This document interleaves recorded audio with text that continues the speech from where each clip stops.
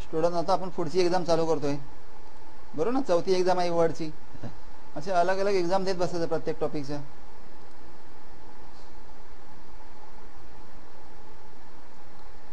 Word आपण पहिला घेतला का, कारण सर्वात सोपा टॉपिक आहे वर्ड ऑप्शन बरोबर. आता याच्यामध्ये बघतोय कोणते अलग क्वेश्चन आलेत का.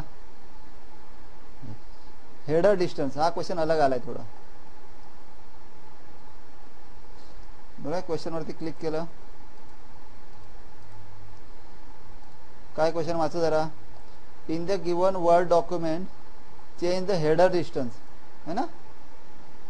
हेडर डिस्टन्स लिहिलं असतं किंवा हेडर मार्जिन बोललेलं असेल. तुम्ही काय सांगितलं असेल, हेडर डिस्टन्स किंवा फुटर डिस्टन्स किंवा फुटर मार्जिन बोललेलं असेल. एकच झाला त्याचा अर्थ. आणि तो किती करायचा आहे 1 इंचेस बरोबर ना. मग इथून आपण काय करायचं आहे, मार्जिन माहिती आहे कुठून चेंज केलं होतं आपण, लेफ्ट मार्जिन राईट मार्जिन तिथेच जायचं आहे. कुठे जाणार, पेज लेआउट पेज सेटअप. आता काय सिलेक्ट करण्याची गरज नाही. पेज लेआउटमध्ये कुठे येणार, पेज सेटअप. मग पेज सेटअपमध्ये आल्यावर इथून नॉर्मल आपण मार्जिन चेंज करतो. ओरिएंटेशन सांगितलं असेल पोर्ट्रेट लँडस्केप तर इथून घेणार है ना. पेपर सांगितलं असेल पेपरची साईज चेंज करा A4 साईज वगैरे तर आपण इथून पेपरची साईज घेणार है ना. पण सध्या आपल्याला पेपर साईज वगैरे सांगितलं आहे का, तर काय सांगितलं हेडर डिस्टन्स. मग कुठे येणार, पेज लेआउट. नंतर कुठे येणार, पेज सेटअपच्या डॉटवरती क्लिक करायचे हॅलो. आणि नंतर कुठे येणार, लेआउटमध्ये क्लिक करायचं. लक्षात ठेवा हेडर फुटर मार्जिनसाठी कुठे येणार, लेआउट. दाखवतो हेडर डिस्टन्स फुटर डिस्टन्स. मग इथून वाढवायचं किती पाहिजे आपल्याला 1 इंचेस आले ते 1 इंचेस. नंतर ओके करायचं. असं आलं तर काय करणार आपण इथून इग्नोर करायचं. समजा आलं चुकून तर येणार नाही म्हणा. नंतर काय करायचं, इथून सबमिटवरती क्लिक करायचं. झाला पहिला क्वेश्चन. आता हे दोन्ही क्वेश्चन केले होते आपण मगाशी.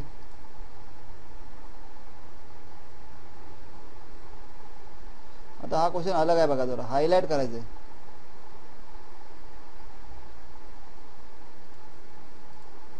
काय क्वेश्चन वाचा, हायलाइट द थर्ड सेंटेन्स. म्हणजे तिसऱ्या सेंटेन्सला हायलाइट करा है ना. पण ते कोणत्या कलरमध्ये हायलाइट करायचं आहे, रेड कलरमध्ये हायलाइट करायचं. कोणत्या कलरमध्ये हायलाइट करायचं आहे, रेड कलर. दिसतोय तो थर्ड सेंटेन्स. थर्ड सेंटेन्सला सिलेक्ट करा है ना. आणि सिलेक्ट करण्यासाठी कुठे जायचं, हायलाइट करण्यासाठी कुठे जायचं, बघा होम मध्ये जायचं आहे. दाखवतो तो हायलाइट कलर आले तो टेक्स्ट हायलाइट कलर. आणि हायलाइट मध्ये आल्यावर काय सांगितलं, कोणता कलर सांगितलं, रेड कलर ना. बघा दाखवतो हायलाइट कलर रेड म्हणून. आता याचं नाव वाचा, काय दिलंय, काय सांगितलं, ग्रे 25%. कधी सांगितलं ग्रे 50% सांगितलं असेल. मग सर्वांची नावं शोधायची नीट बरोबर ना. प्रत्येकाचं नाव नीट बघायचं कोणतं नाव दिलंय ते. आता काय सांगितलं आपल्याला रेड कलर. मग रेड कलर सिलेक्ट केला. आणि नंतर कुठे समजा कधी कधी समजा तिसरं सेंटेन्स आणि 6वं सेंटेन्स सांगितलं असेल, मग तिसऱ्या सेंटेन्सला देऊन झाल्यानंतर 6वं सेंटेन्स सिलेक्ट करायचं आणि नंतर पुन्हा तिथेच जायचं आहे. जर का दोन्ही सेंटेन्सला एकदम सांगितलं असेल तर. आता काय करतो आपण, इथून सबमिट करतोय.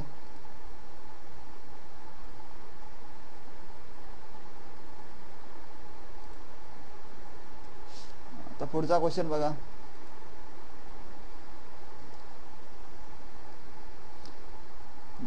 नीट वाचा क्वेश्चन काय दिलाय तो, apply drop cap in margin effect. कोणतं सांगितलंय, ड्रॉप कॅप इफेक्ट द्यायचा. पण कोणता ड्रॉप कॅप इफेक्ट द्यायचा आहे, इन मार्जिन इफेक्ट. आणि कोणाला द्यायचा आहे, टू द फर्स्ट सेंटेन्स. मग फर्स्ट सेंटेन्स सिलेक्ट करा इथून आलं. पूर्ण पॅराग्राफ सिलेक्ट केला तरी चालेल. मग कुठे जायचं, नंतर इन्सर्ट मध्ये जायचं आहे. आता ड्रॉप कॅप ऑप्शन लक्षात ठेवा कुठे भेटतो, इथून सॉरी इथून दाखवतोय ड्रॉप कॅप म्हणून दाखवतोय. हा एरो सिम्बॉल लक्षात ठेवा, ए लिहिलं नाही ते.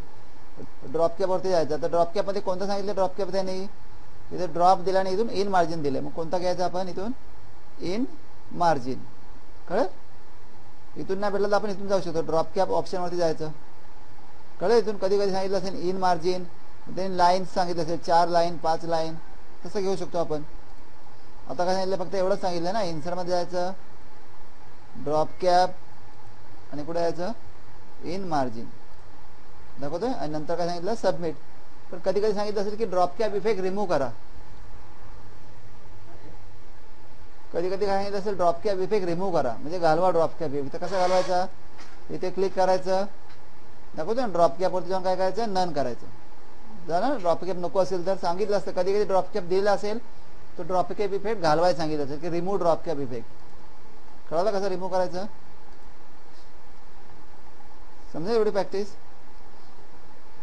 आता एंड करून बघतो इथून, समजलं ना. एंड एक्झाम करून आपण बघायचं प्रॅक्टिस एक्झाम मध्ये जाऊन तिथे जायचं असतं. एक्झाम अटेम्प्ट डिटेल मी प्रत्येक वेळी काय दाखवत नाही, तुम्ही प्रत्येक वेळी जायचं तिथे एक्झाम अटेम्प्ट डिटेल मध्ये जायचं आहे आणि कोणते क्वेश्चन चुकले वगैरे ते बघायचं प्रॅक्टिकल मध्ये जाऊन. समजतंय. पुन्हा आपण अजून एक एक्झाम सॉल्व्ह करून बघतोय. दुसरे कोणते क्वेश्चन येतात का, अलग अलग क्वेश्चन असतील तर आपण सॉल्व्ह करू शकतो. तसे कमीत कमी 5 ते 6 एक्झाम सॉल्व्ह करायचे असं. आता बघा फॉन्ट साईज 14 करायची. कोणता क्वेश्चन सांगितलं, फॉन्ट साईज किती करायची आहे 14. कोणाची करायची 14 font size. Font size 14 of second sentence ना. दुसऱ्या सेंटेन्सला सिलेक्ट करा आणि त्याची साईज किती करायची 14. मग 14 साठी कुठे जायचं, फॉन्ट साईज वरती जायचं, इथून घ्यायचं 14. बरोबर. पण समजा आपल्याला समजा 14 सोडून कधी 17 सांगितलेलं असेल, 17 आहे का इथे, नाही ना. फॉन्ट साईज 17 मग नसेल तर काय करायचं, इथे लिहायची 17 आपण डायरेक्टली त्या बॉक्समध्ये 17 लिहायची, नंतर इंटर बटन दाबायचं. बघा झाली 17 साईज. पण आता आपल्याला किती सांगितली 14 ना. मग 14 सांगितली असेल डायरेक्ट इथून 14 वरती घ्यायचं. कळेल ना. साईज दिली नसेल तर इथे लिहायची ती साईज आणि नंतर इंटर करायचं एकदा. केलं सबमिट. आता पुढचा क्वेश्चन करो प्रॅक्टिस.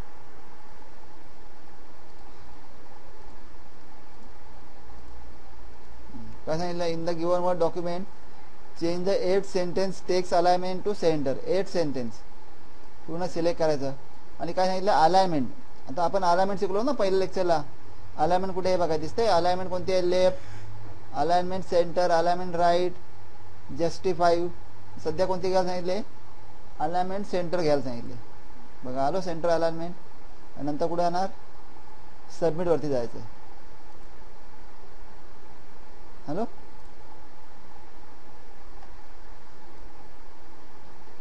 आता लोअर केस मगाशी आपण जो केला होता ना चेंज केस म्हणून, बरोबर ना. अप्पर केस केला होता त्यामध्ये काय लोअर केस असणार, बरोबर. अप्पर केस, लोअर केस,